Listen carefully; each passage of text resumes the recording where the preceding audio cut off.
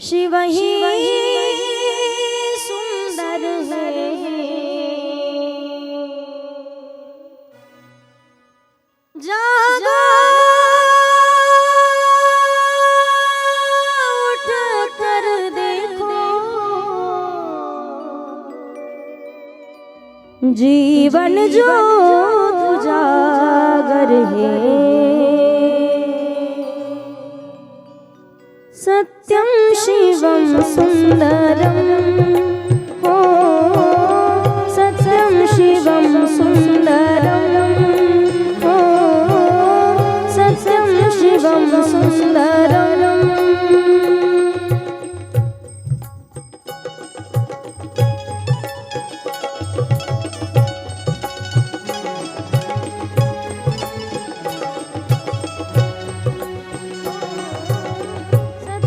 शिवम सुंदरम, ओ सत्यम शिवम सुंदरम।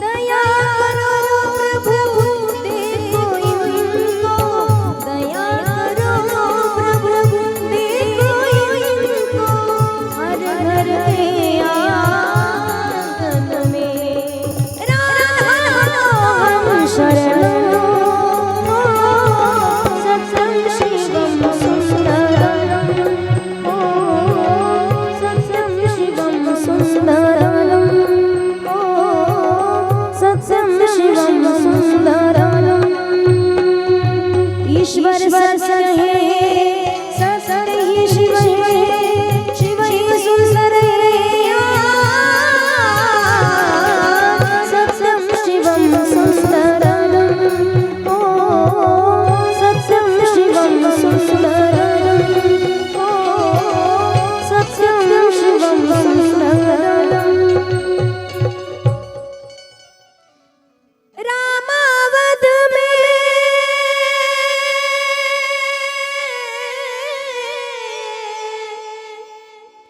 रामावत में, काशी में शिव, कान्हा वृंदावन में। दया करो प्रभु देखो इनको, दया प्रभु देखो इनको, हर घर के आंगन में राधा शरणो, हो सत्यम शिवम सुंदरम। भगवान परमात्म्याच्या सत्य स्वरूपाचं वर्णन आहे या ठिकाणी। नंतर भगवंताचे 24 अवतार सांगितलेले आहेत। त्यामध्ये काही कर्म प्रधान अवतार आहेत, काही ज्ञान प्रधान अवतार आहेत आणि काही भक्ती प्रधान अवतार आहेत। भगवान परमात्म्याचे 24 अवतार, त्यामध्ये सनकादिक महामुनी, वराह, नारद, नर, कपिल, दत्त, यज्ञ, वृषभदेव, मत्स्य, कुर्म, मोहिनी, वामन, धनुमंतरी, नरसिंह, व्यास, बुद्ध, परशुराम, बलराम, कृष्ण आणि कलकी असे अनेक भगवान परमात्माचे अवतार सांगितलेले आहेत। त्यानंतर भागवत महापुराणामध्ये व्यास महाराजांनी याचं वर्णन करून भागवताची रचना करणारे व्यास आहेत। व्यास महाराजांना भागवत लिहिण्याची, ही महापुराण ग्रंथ लिहिण्याची इच्छा कशी निर्माण झाली आणि त्याची सुरुवात कशी झाली याची सुंदर अशी कथा येते। फार सुंदर सांगितलेलं आहे। वेद व्यासांनी 17 पुराणांची रचना केली, 18 पर्वांचं महाभारत देखील तयार केलेलं आहे। पण एवढा ग्रंथ निर्माण करून सुद्धा वेद व्यासांचं मन अगदी शांत राहत नाही, अशांत आहेत, कायम दुःखी आहेत। व्यास महाराजांच्या मनात प्रश्नचिन्ह निर्माण झालं की एवढ्या पुराणांची रचना करून सुद्धा अस्वस्थपणा आहे का, शांतता का लाभत नाहीये, मन शांत का राहत नाही, असा प्रश्न मनात यायला आणि शेंडीवाल्या बाबांची शेंडी टाईटच होती. ज्या वेळेला स्वर्ग मार्गाने निघाले होते, आकाश मार्गाने निघालेत, आकाशातून जात असताना नारद मुनींनी वेद व्यासांना उदास चेहरा पाहिला आणि वेद व्यासांना प्रश्न केला, व्यास महाराज एवढे का उदास आहे तुम्ही? एवढं प्रश्नचिन्ह का चेहऱ्यावरती निर्माण झालंय? काही अडचण आहे का? काही त्रास आहे का? आता वेद व्यास का संसारिक होते का? त्यांना विचारावं, काही धंद्यामध्ये दगा फटका झाला की काय, लेकरा बाळांनी काही त्रास दिला का काय, हे आपल्यावर येतो बा. दगा फटका आपल्याला होतो. एखाद्याचा मुलगा जोरात बोलला तरी लोक सांगतात ताई काय करावं, असंच घडतंय. बाईला वाटतं, सासूला वाटतं सुनेनं माझं ऐकावं, सुनेला वाटतं सासूनं माझंच ऐकलं पाहिजे. मी कायम सांगत असते, प्रपंच संसार सुखाचा होईल जोपर्यंत घराच्या मध्ये प्रत्येक व्यक्तीचं मन जुळून येत नाहीत आणि प्रत्येक जण स्वतःला समजून घेत नाहीत, विचारांची देवाणघेवाण होत नाही, तोपर्यंत घरात वाद राहणारच आहे, तोपर्यंत भांडण होणारच आहे. म्हणून महाराज मंडळींनी सुंदर असं वाक्य सांगितलेलं आहे, वर्णन केलंय की दिवसभर घरातला व्यक्ती कुठे जरी गेला, घर जर टिकून राहावं, प्रपंच व्यवस्थित राहावा असं वाटत असेल तर घरातलं भजन आणि सर्वांचं भोजन हे एकत्रित झालं पाहिजे. तशाशिवाय विचाराची देवाणघेवाण होत नाही आणि विचारांची देवाणघेवाण झाल्याशिवाय घर परिवार प्रपंच आनंदात आणि सुखात चालत राहत नाही. प्रत्येकाच्या पाठीमागे काळजी आहे. मी कायम सांगत असते, सासवांना आणि सुनांना सुद्धा विनंती आहे, सुनबाईनं स्वतःच्यातला फक्त उर्मटपणा जर कमी केला आणि सासूबाईनं स्वतःच्यातला कर्मटपणा जर कमी केला तर एकमेकींच्या मध्ये कधीच भांडण होणार नाही. 50 ओलांडली की सासूबाईनं कधीच किचन मध्ये डोकं घालायचं नाही की भाजीला तेल किती टाकणार, चहाला साखर किती टाकणार. प्रपंच संसार सुखात सांभाळायचा, प्रॉपर्टी टिकून ठेवायची की पूर्ण विकून टाकायची, तिच्याच तर हातात आहे ना. जिवंतात तोपर्यंत पाहणार आहेत तुम्ही, पण तुम्ही निघून गेल्याच्या नंतर सगळ्या गोष्टी तिच्या हातात, तिच्या ताब्यात जाणार आहेत. घराघरांच्या मध्ये सुद्धा उदासीनता प्रत्येकाच्या मध्ये आहे. एखाद्या ग्रंथाची निर्मिती करायची असेल तर कित्येक परिश्रम करावे लागतात. नारद मुनींचा आपण त्याला अंटिना म्हणतो, शेंडी ताईटच आहे.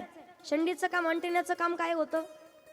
पहिल्या काळातला विचार केला तर काय करायचं, ते रेंज पकडण्याचं काम करायचं, बरोबर. आणि त्यातून पावसाळ्याचे दिवस यावा, पावसाळ्याचे दिवस यावा आणि ती कलर टीव्ही राहायची घरात छोटी छोटी. पण त्या टीव्हीवरती सुद्धा चित्रपट पाहण्याचा आनंद काहीतरी वेगळा होता. सगळ्यांनी एक चित्रपट पाहिला असेल पा, चिमणी पाखरू पाहिलाय ना? लहान लेकरापासून म्हाताऱ्या माणसापर्यंत प्रत्येक जण रडत राहायचे. चित्रपट पाहण्यात, सगळेजण एकत्रित पाहण्यात, एखादा कार्यक्रम पाहण्यात, त्या टीव्हीवरती सुद्धा आनंद होता. प्रत्येकाच्या हातात 50-50 आणि 1.5 लाखाचं सुद्धा यंत्र आहे, पण तरी सुद्धा तो आनंद आता भेटत नाही. पावसाळ्याचे दिवस चालू झाले की तो अंटिनावरती राहायचा, रेंज गेली रे गेली ना आली रे आली. एक जण टीव्ही जवळ राहायचं, एक जण दारात राहायचं, एक जण घराच्या बाहेर वाट्यावर आणि एक जण वर. मग एकमेकाला सांगायचं, लोकेशन देत राहायचं, आली की नाही, आली की नाही. त्यातून फिरवत जायचं रेंज कोणत्या दिशेला येते नेमकी. त्यातले काम, गावात एखाद्याच मुलाला रेंज आणण्याचं काम जमायचं जरा शेजाऱ्याच्या, ते येऊच तर टीव्ही बंद.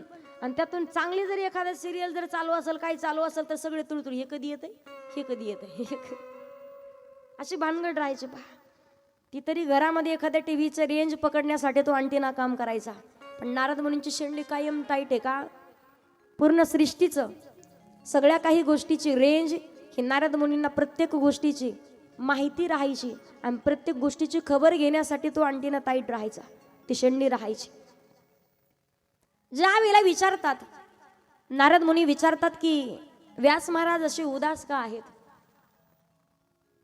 ते म्हणे, एवढा मोठा महाभारत सारखा ग्रंथ निर्माण केलाय, 17 पुराणांची रचना केली, पण तरी सुद्धा मन अशांत आहे, काय करावं? म्हणतात महाभारताचं एवढा मोठा ग्रंथ आहे. नारद मुनी सांगतात, तुम्ही भगवान परमात्माचं नामचिंतन करणारा आणि भगवंताच्या स्वरूपाचं वर्णन करणारा एखादा ग्रंथ निर्माण करा. म्हणे केलाय ना. कोणता ग्रंथ? म्हणे महाभारत सारखा ग्रंथ निर्माण केलाय. पण त्यावेळेला नारद मुनी सांगतात, महाभारत ग्रंथ हा नीती शिकवणारा आहे, पण एखादा असा ग्रंथ निर्माण करा की त्यामधून लोक प्रीती शिकले जातील आणि प्रेमाशिवाय भगवान परमात्माची, प्रीतीशिवाय भगवान परमात्माची प्राप्ती मात्र कधी होत नाही. नीतिप्रधान ग्रंथ आहे महाभारत सारखा. महाभारतामधून ज्या लोकांना भावकीचं भांडण जाणणार, राजकारण शिकायचे ते शिकतील, एकमेकांच्या मध्ये वाद लागल्याशिवाय राहणार नाही. पण कधी कधी पहा, एका मुलीला पाहुणे पाहण्यासाठी आलेत. मुलाचे मामा सोबत आहेत. मामांनी प्रश्न विचारला, का ग म्हणे हरिपाठ येतो का? म्हणे हो, रोज हरिपाठ करते. ज्ञानेश्वरीचं पारायण केलं म्हणे, गुरुचरित्राचं पारायण केलं, कथा कीर्तन म्हणे सगळं ऐकलंय म्हणे, भागवत कथा म्हणे हो ऐकली म्हणे, रामायण हो ऐकलंय, शिवमहापुराण म्हणे हो ऐकलंय, देवी भागवत कथा म्हणे ऐकली, संत चरित्र म्हणे ऐकलंय, आई वडिलांची सेवा हो करते म्हणे, स्वयंपाक म्हणे सगळं येतो. मुलाच्या मामाने विचारलं, का ग म्हणे महाभारत कधी वाचलंय का? ती म्हणली अजून वाचलं नाही, पण लग्न होऊन सासरी आल्या तेवढंच चालू करायचंय. घराघरात महाभारत चालू आहे सध्याच्या काळात. कथा कीर्तन आपण श्रवण करतोय, पण कथेमध्ये आहे काय? तुला मी कथेच्या सोबत तुमच्याच घरातल्या, तुमच्या परिवारातल्या कथा सुद्धा सांगणार आहे. तुमच्या कुटुंबापर्यंत मला घेऊन जायचं आहे.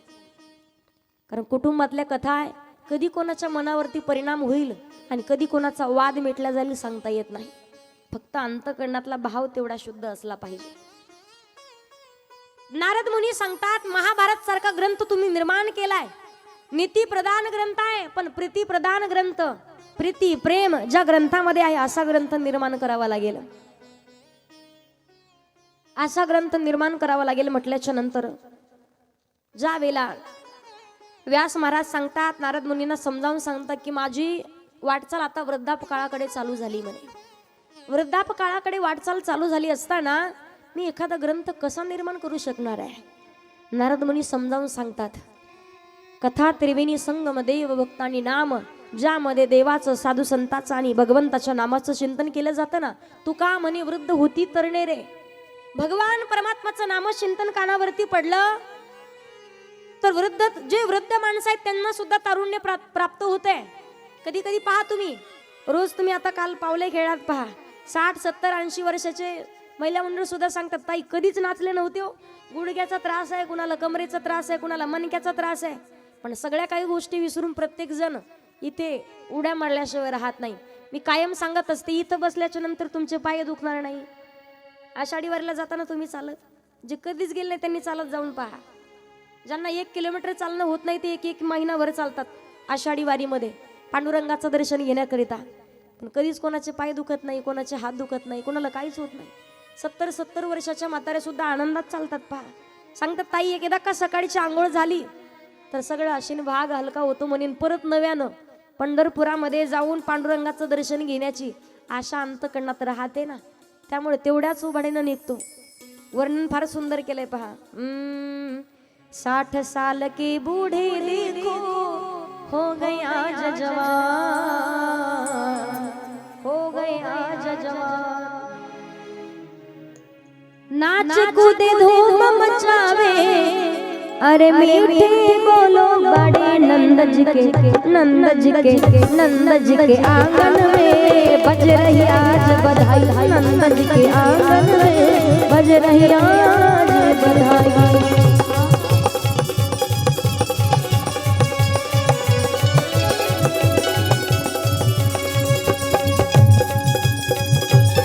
हरी बोल, सगळ्यांनी टाळी वाजवायची.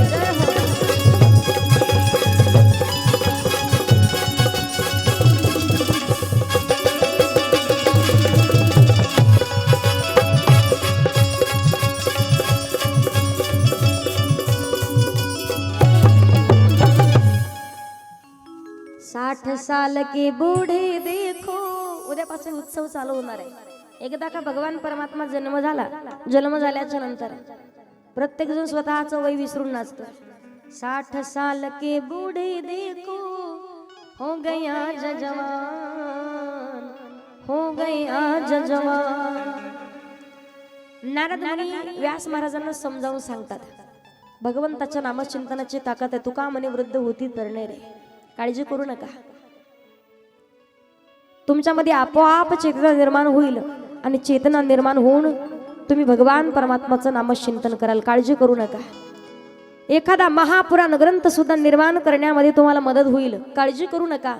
व्यास महाराज ज्या वेळेला ऐकत नाहीत यासाठी नारद मुनी व्यास महाराजांना सांगतात की मी तुम्हाला माझ्या गत जन्माची, पूर्वजन्माची कथा सांगतो. पूर्वजन्माची कथा सांगू लागलेत नारद मुनी.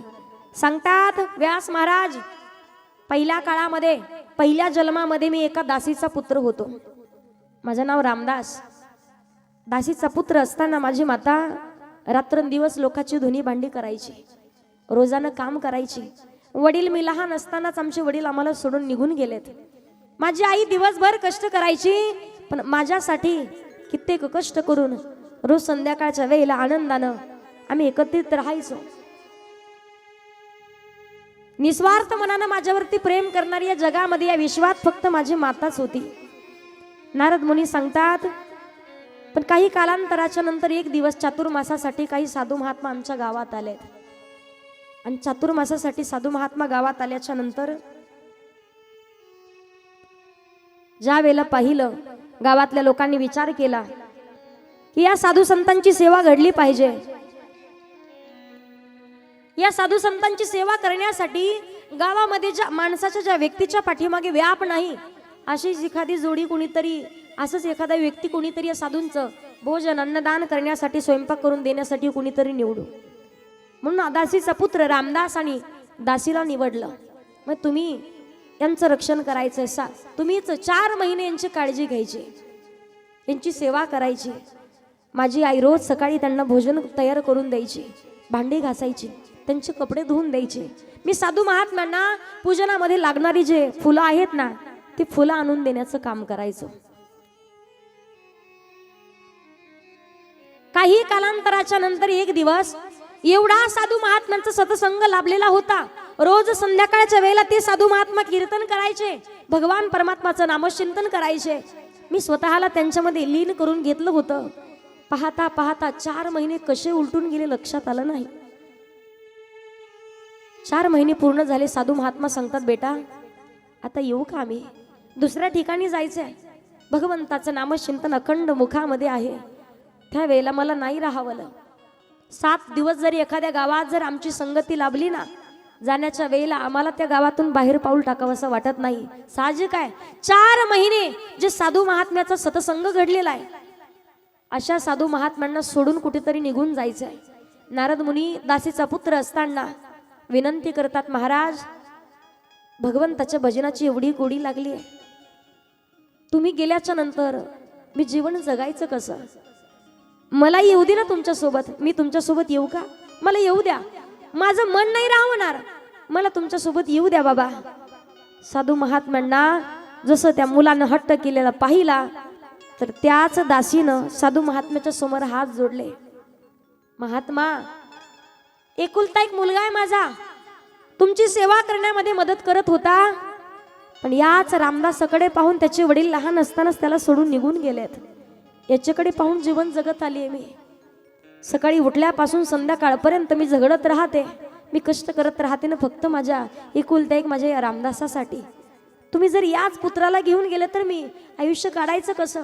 महात्मा, अहो म्हातारपणाची माझी काठी आहे ती, आणि तीच काठी तुम्ही जर घेऊन गेले, तोच माझा आधार जर हिरावून घेऊन गेले, मी जीवन जगायचं कोणासाठी?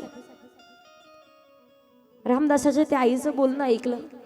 साधू महात्म्यांचं सुद्धा अंतकरण भरून आलं. आणि साधू महात्मा सांगतात, पुत्रा रामदासा, अरे तुझ्या आईला दुःखात ठेवून, आईला दुःखात तू टाकून तू आमच्या सोबत येऊ शकत नाही. ज्याच्या आई वडील दुःखात आहेत ना, त्यांनी किती तीर्थक्षेत्र, किती तीर्थयात्रा केल्या, तरी त्यांच्या पदरी कधीच पुण्य पडू शकत नाही. माय बाप केवळ काशी, तेने न जावे तीर्थाशी. कुठल्याच क्षेत्रावरती, कुठल्याच तीर्थावरती जाण्याची गरज नाहीये. जोपर्यंत आहेत तोपर्यंत काळजी करा. म्हातारपणचा आधार तुम्ही आहेत, म्हातारपणचा त्यांची काठी तुम्ही आहेत, आणि तोच आधार जर तुम्ही त्याच आई वडिलांना जर धक्का देऊन बाहेर काढत असाल तर उपयोग नाहीये. अहो काय अपेक्षा असते त्या आई वडिलांना?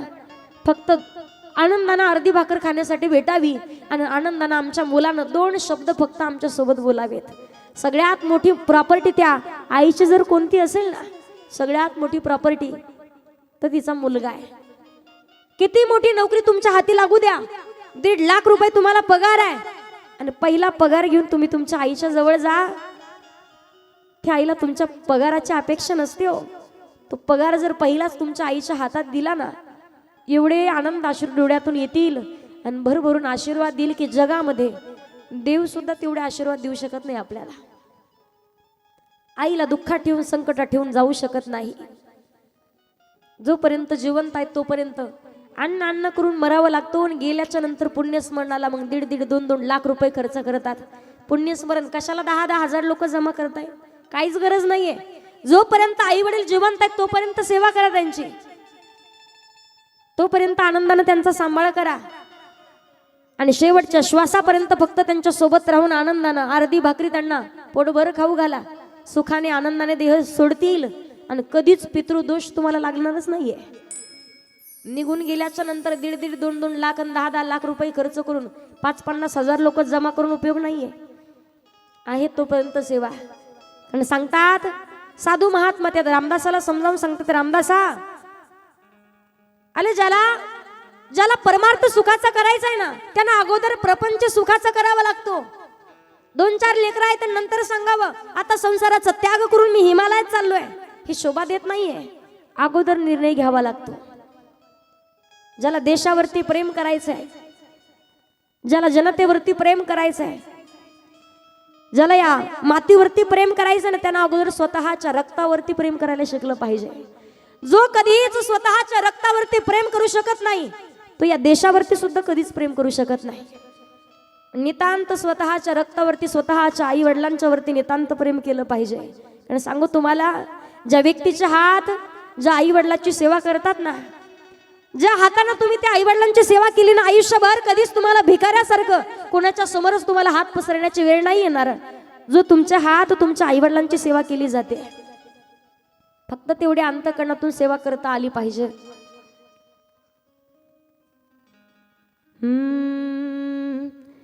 ये तो सच है कि भगवान है मगर फिर भी अनजान है. धरती पे रूप माँ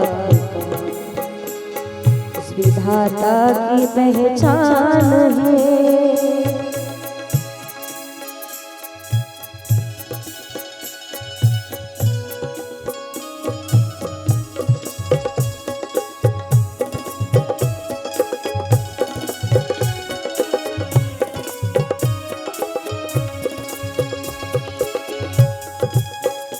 जन्मदाता है जो नाम जिससे मिला, हम कर जिसकी उंगली बचपन चला.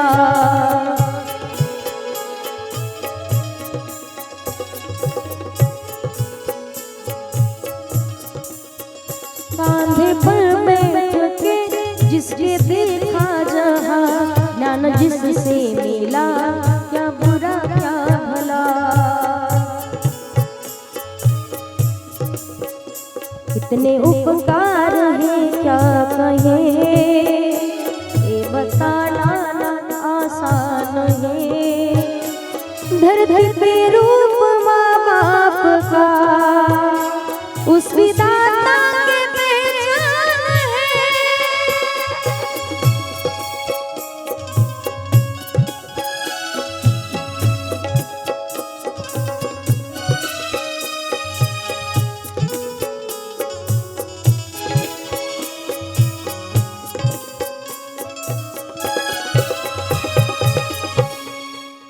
ये तो सच है कि भगवान है मगर फिर भी अनजान है. धरती पे रूप माँ बाप का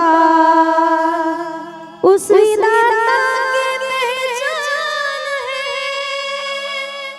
सगळ्यात मोठे नितांत निस्वार्थ प्रेम करणारा आता फक्त आई वडील हेच पात्र आहे. पहा, रामदासाला समजावून सांगतात साधू महात्मा, रामदासा अरे आईला असं दुःखात टाकून तू आमच्या सोबत नाही येऊ शकत. तू आईच्या जवळ राहा.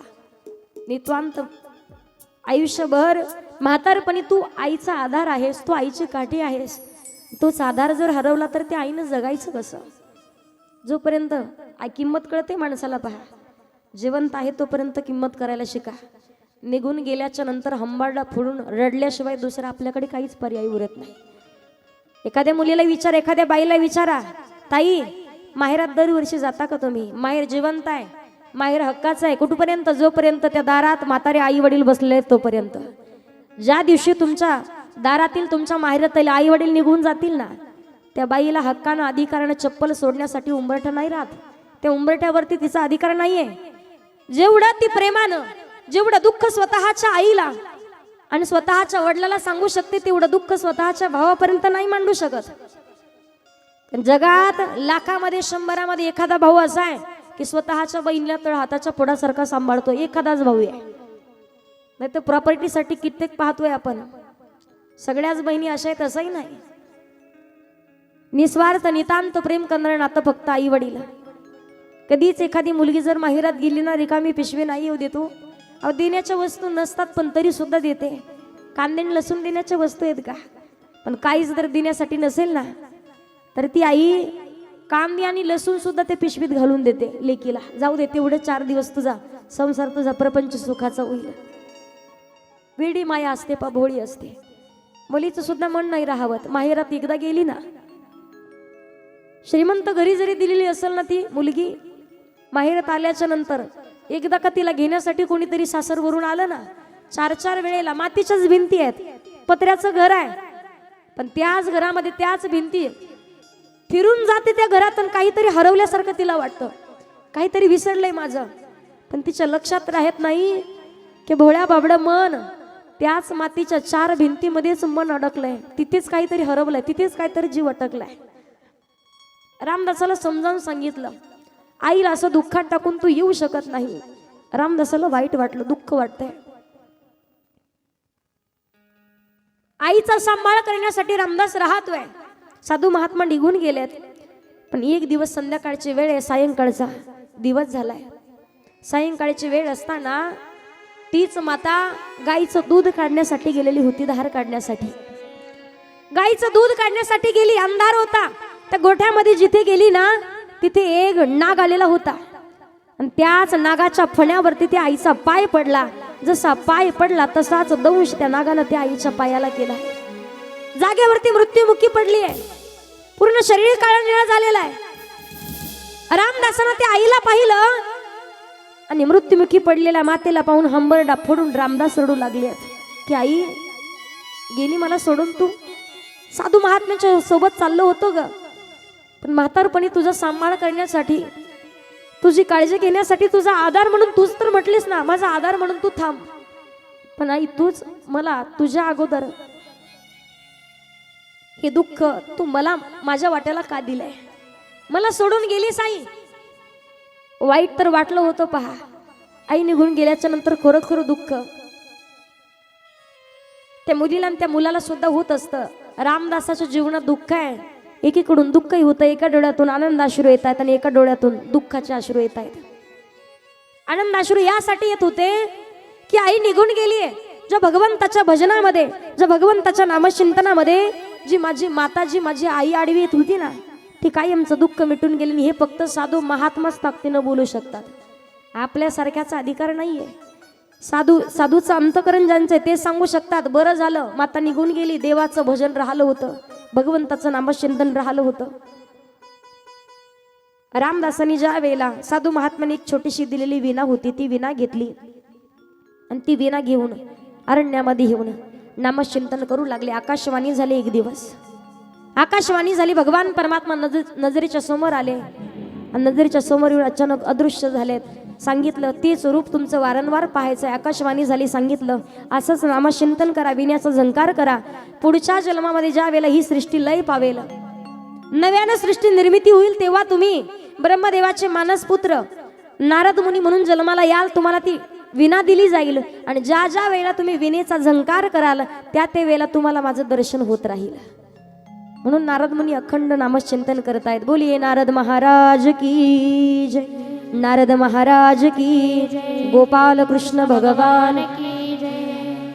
गत जन्मामधील व्यास महाराजांना नारद मुनींनी सांगितलेली कथा ज्या वेळेला पटली, ती आवडली. गोष्ट आवडल्याच्या नंतर नारद मुनी व्यास महाराज विचार करतात, भगवान परमात्माचं नामचिंतन आपल्याला ऊर्जा प्रदान करणार आहे. अगोदर सांगितलं तुका म्हणे वृद्ध होती तरणे रे, काळजी करू नका, अखंड भगवान परमात्माचं नामचिंतन करत राहा. म्हणून याच ग्रंथाची निर्मिती करण्याच्या अगोदर वेदव्यासांनी गणपती बाप्पाला आव्हान केलं. पहा, गणपती बाप्पाचं पूजन करतायत.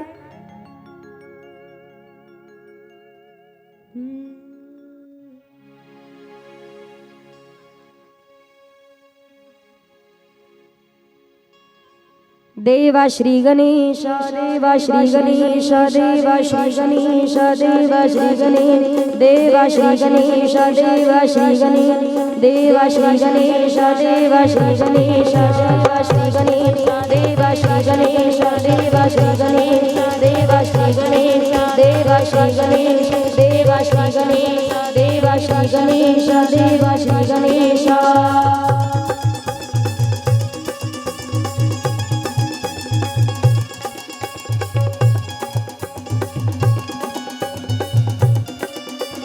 ज्वाला सी जलती है आंखों में जिसके भी दिल में तेरा नाम है। परवाही क्या उसका रंग कैसा है और कैसा परिणाम है। धरती अंबर सितारे उसकी नजरें उतारे, डर भी उसे डरा रे जिसकी रखवाली यारे करता साया तेरा है। देवा श्री गणेश देवा श्री गणेश देवा श्री गणेश देवा श्री गणेश देवा श्री गणेश देवा श्री गणेश देवा श्री गणेश देवा श्री गणेश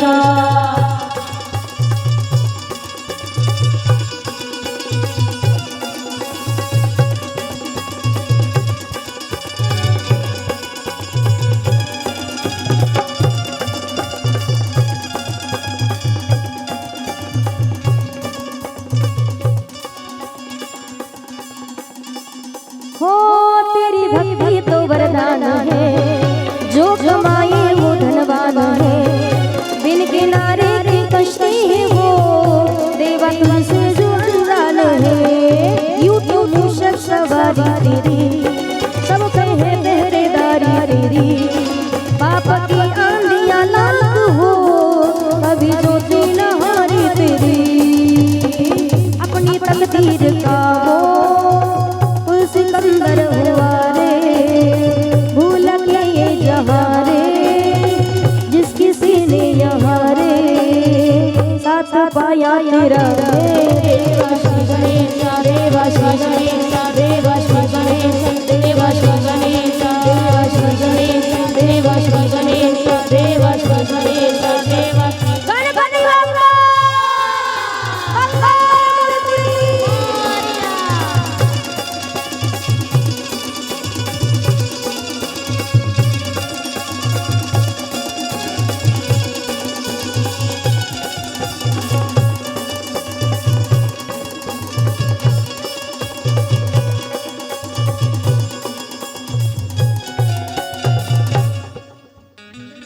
गणपति बाप्पा मंगल मूर्ति गोपाल कृष्ण भगवान की जय।